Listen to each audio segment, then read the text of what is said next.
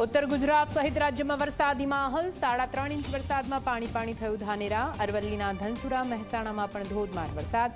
साबरकांठा पाटण में पण मेघमहेर।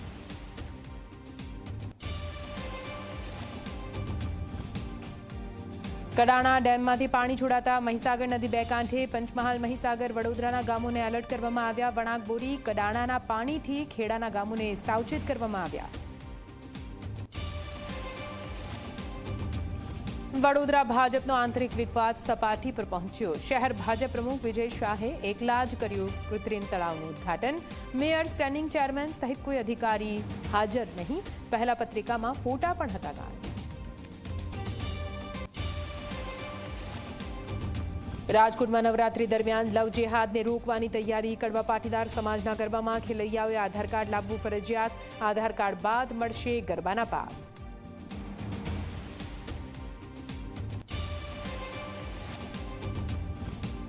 शिमला में गैरकायदे मस्जिद निर्माण में विरोध में हिंदू संगठनों हल्लाबोल।